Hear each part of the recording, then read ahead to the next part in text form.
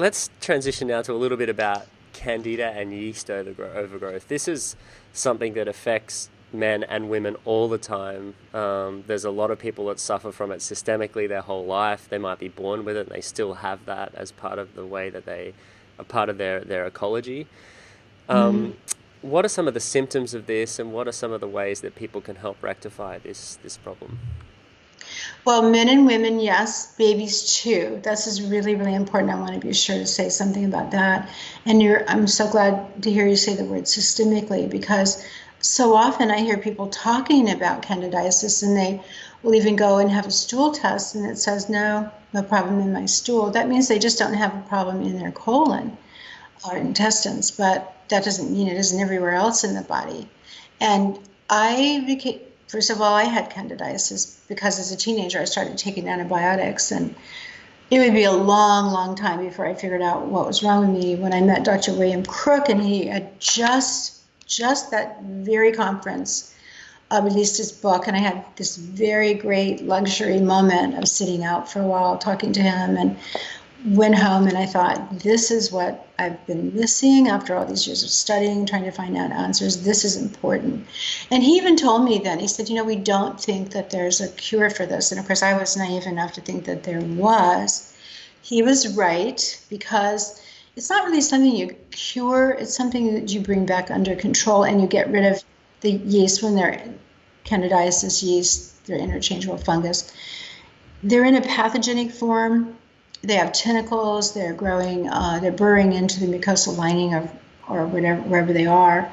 They create a lot of infection sites. A lot of cause of inflammation that you're constantly hearing about is caused by these infections in our body, particularly yeast. You've got Dr. Dietrich Klinghardt saying that it's Lyme disease is really yeast, and we have great success with Lyme disease on the diet. So I think there's a lot of good information about candidiasis out there now, but you have to be in a gluten-free, sugar-free diet. Dairy doesn't work either. I developed this diet right after I met Dr. Crook, because his diet still allowed rice and it was going in the right direction, but I had Candida and I could tell it wasn't 100%. I'd been taking those antibiotics from the age of 15 to into my early 30s. So I had a really bad case of it. But as I started figuring out what to do, immediately began drawing other people with me. And then fast forward maybe 7 or 8 years, and autism started showing up in my world. I have first degree in child development, and I thought, I've always cared about our children. I thought, what is this? I've got to go find out. So I went to a conference in Atlanta called a DAN conference, Defeat Defeat Autism Now. autism now. Yeah. No longer available thanks to Johnson & Johnson, who came in and gave money and destroyed them. But there's another version of that called MAPS that doctors should go to be trained. But, back in those days, nobody knew anything. They didn't even know if diet was important for these kids. And I thought, well, as I was sitting there learning from wonderful doctors whose children were autistic, by the way, I realized that they have yeast infection. I've got an idea of what to do for that, heavy metals and so on. Lots of people have that. But I thought it really was a wonderful challenge to take on. So I gathered together a group of moms, 8 of them, and started suggesting what to do, and they did it, and they got their kids well. The first little boy was just almost 3, and his mom was pregnant, 2 months pregnant, and he's, what are they now, 17 and 15? So he's been well for a really long time, and his brother was born amazingly healthy. And so the word got out, a lot of parents, very internet savvy, and they spread the word. So our group grew really big. That's when I introduced the enemas, and much diet was key. But then, I realized, I kept thinking, where does it start? Like, what's the cause of this? That's really what we need to be focusing on, is the cause. So that's, you ask questions. I'm sure everybody should do this, can do this. Just tell the universe, I need an answer. I need to know this. And so sure enough, it became very clear to me that it really starts with the mom in the womb. And actually those wonderful doctors who were loving seeing the kids getting well and are adopting a lot of the things we were doing in their own practices, didn't want to promote body ecology because they didn't want the mothers to feel guilty. And one of our moms, when a doctor told me that, was right beside me, and she said, "What do you mean? I wish I'd known sooner." And I think she's right. She got her 2 children, both with autism, well, but it's hard to recover a child with autism. Really easy to prevent it. And so just know that today mothers have a yeast infection in their body. They've usually taken antibiotics, or they've eaten a lot of sugar in their diet. They are under a lot of stress. And when a woman gets pregnant, even if she has a very low-grade minor yeast infection and doesn't have it vaginally, systemic, it will get more acute during the pregnancy. Her progesterone, her estrogen, her glucose, all that goes up as it's supposed to, so the baby's healthy. But it also feeds the yeast. So we just have told our mothers for years, just know that the baby, is born most likely with a yeast infection, so you need to throw it off right away. That's where the coconut kefir, we have them, the fermented coconut water, that's where we have them take dropperfuls of the coconut water kefir, which the moms have been drinking, eating the fermented vegetables. The juice of the fermented vegetables, we ferment that, we dilute that and squirt that with a dropper into the baby's mouth, just like right after they're born, a day or so after they're born. And they don't become colicky. They're really happy babies, and they settle right down to nursing. They digest their mother's milk really well. And, now we have several handfuls of them, and there's certain characteristics that every single one of them has. They're super bright, way ahead of other kids as far as language goes. There's the other amazing characteristics consistently in all of them is how happy they are. So a healthy microbiome, strong immune system. So the microbiome is affecting the immune system, is affecting our thoughts, our brain, our behavior. The bacteria actually tell us what they need to eat. So if you've got the wrong guys inside of you, they're having you eat diet with flour products and sugar and bad fats and everything, because that keeps an environment that's just perfect for them. And the good guys, the ones you want inside of you, they love vegetables. That's their favorite food. So the body ecology diet has always been 80% vegetables. It's a plant-based diet in many ways, but it's all about feeding that microbiome. And so, you want to start from the beginning of life. And if you didn't get that healthy, perfect start, like none of us did, unless we're just born, like your son, for example, James, was born with amazing parents who understood all of this. As a matter of fact, it'd be great if you'd even speak to this about your own experience. But even as adults, we can change that microbiome fairly quickly. One day of eating right begins to change.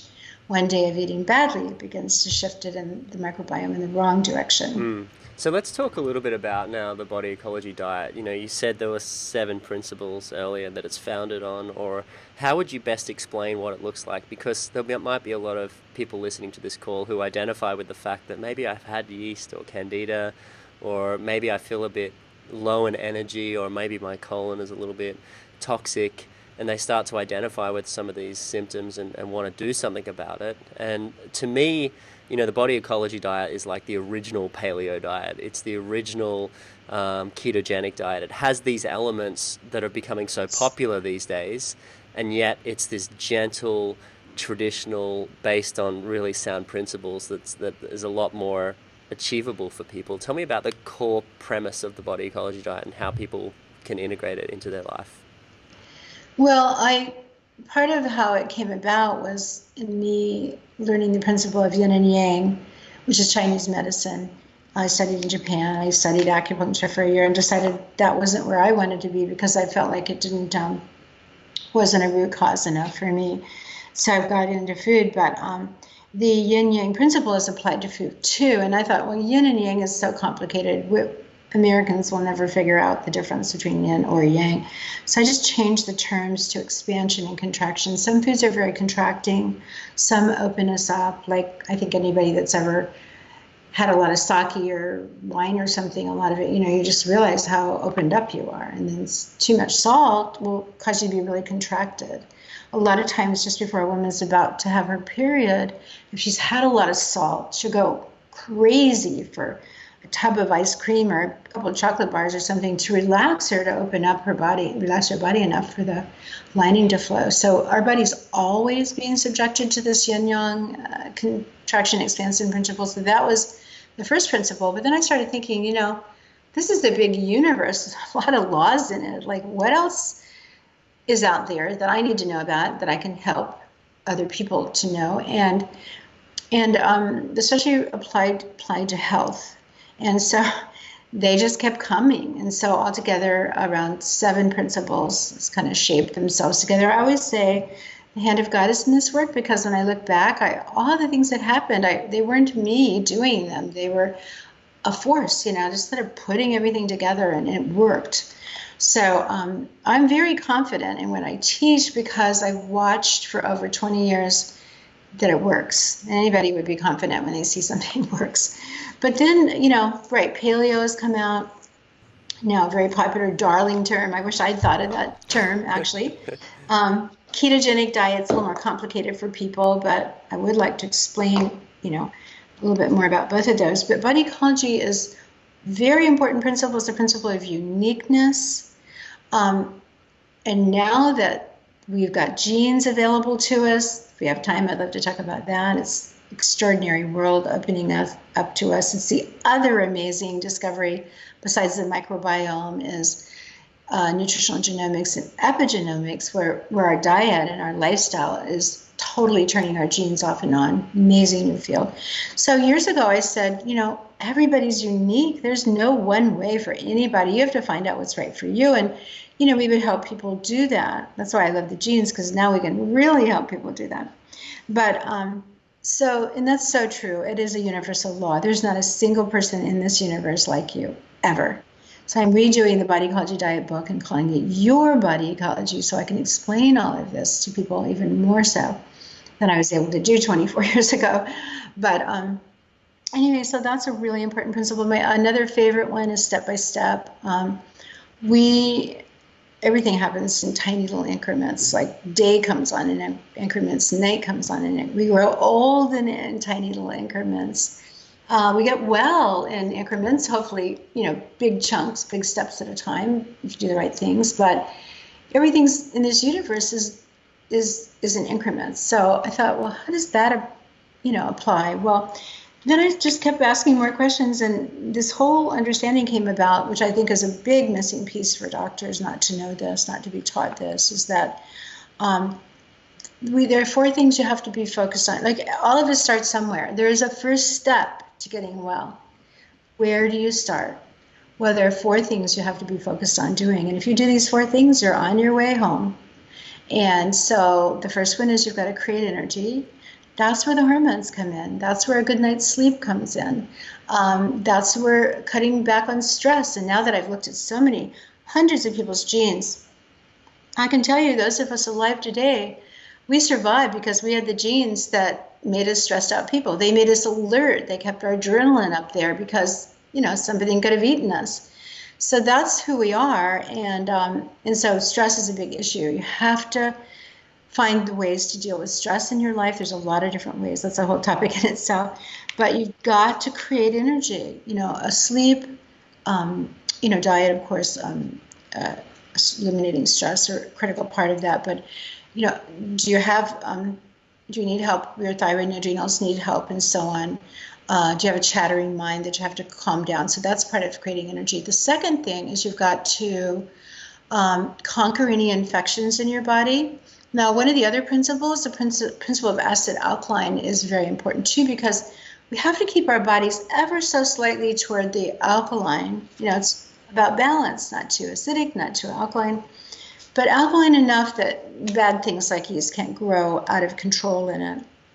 And so, we teach about the acid alkaline principle, but conquering the infections is most important of all. Diet. It brings down the inflammation in the body, which everybody probably has heard by now is behind every single disorder. But Okay, inflammation is behind every disorder, but what's behind the inflammation? Well, infections are a big cause of that, particularly Candida, because it's so rampant today. So, create energy, conquer infections, correct digestion, which is a big field, but do you have enough stomach acid? I'm a big believer in enzymes. I think most of us need them now, or we'll need them soon, pretty soon as we So get older. supplemental digestive enzymes, you mean? Really, you do need them, and chewing really well, that's pretty cheap to do that.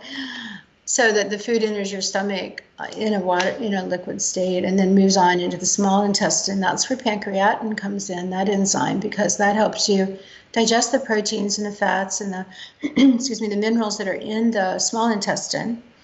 And then the things move. Bile is extremely important. So a lot of people do well to take one enzyme, bile enzyme too. So digestive aid is extremely important.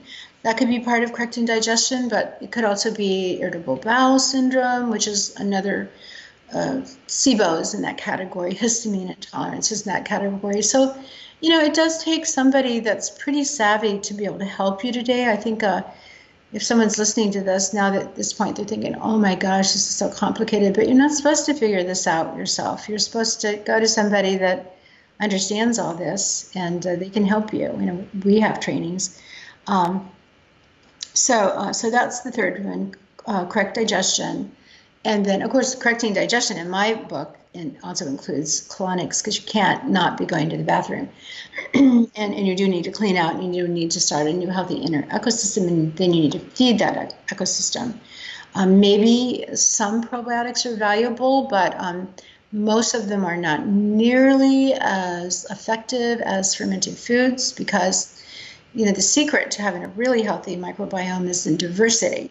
Now, if you go out into the field and you grab a bunch of cabbages and you bring them in and shred them up, every single one of those cabbages is unique, and they have their own unique ecosystem on them, their own complex little microbiome that have been on that cabbage since it was a baby and tiny and grew and grew and grew.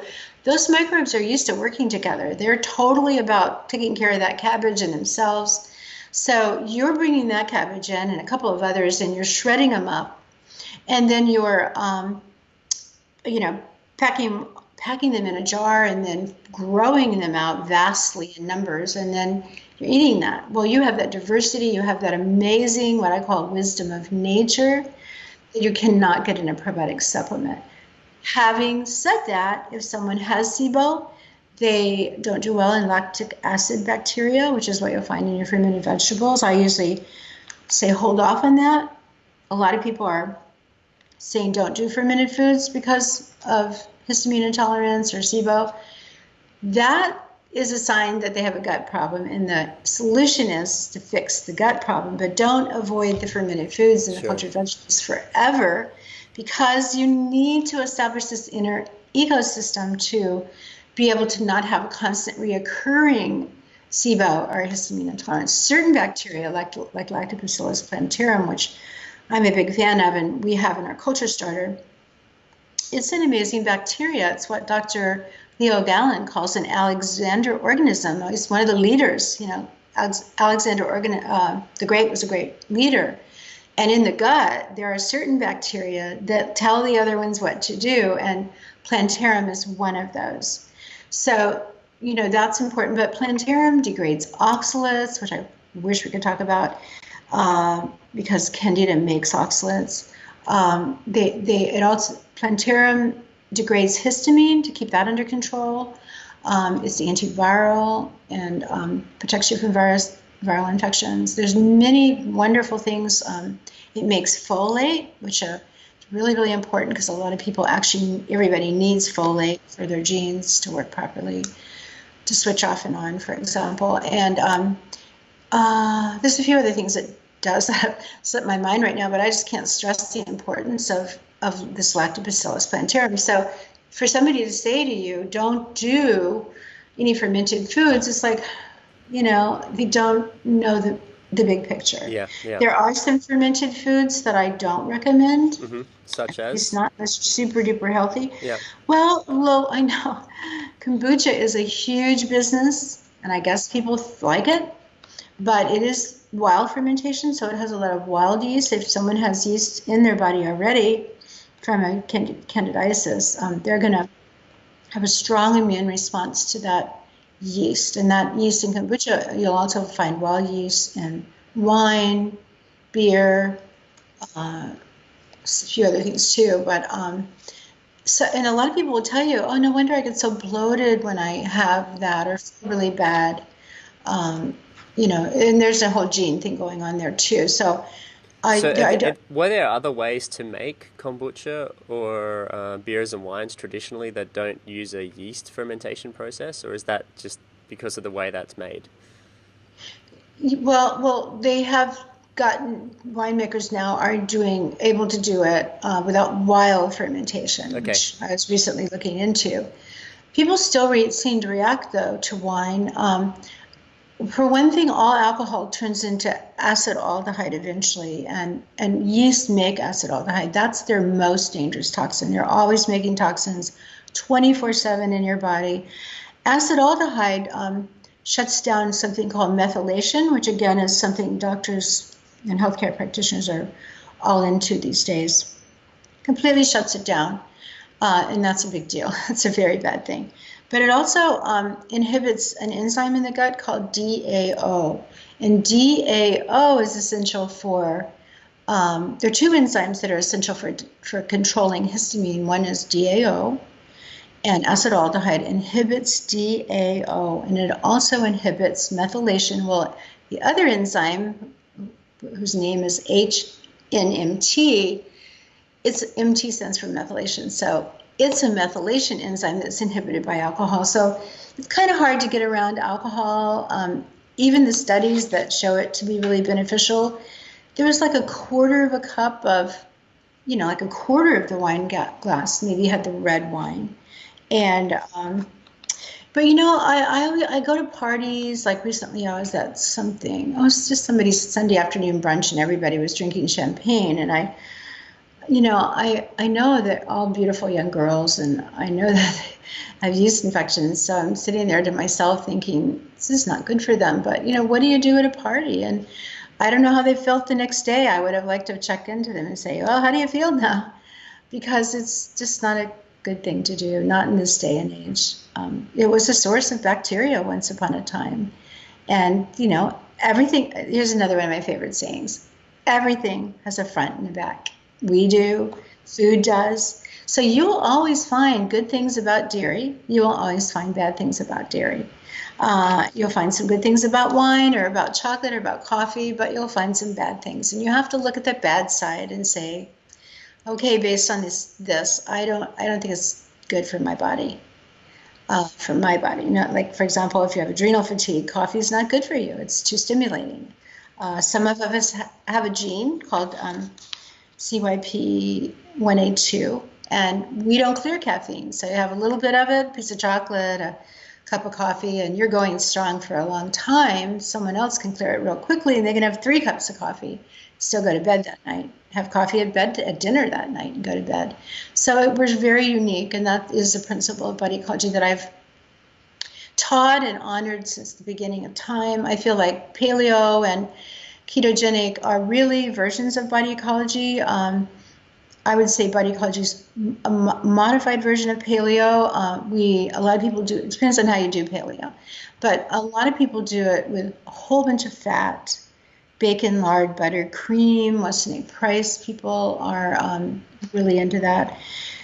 And again, the genes are going to put an end to all that chatter, because there are a lot of genes that ApoA2, for example, that for some of us that have a variant there, a little teeny bit of fat absorbs really effectively, and we only need a teeny bit of it, where a lot of it is way too much for someone else. There's a whole bunch of genes related to fat metabolism. And another one, a very important one to consider, is ApoE4.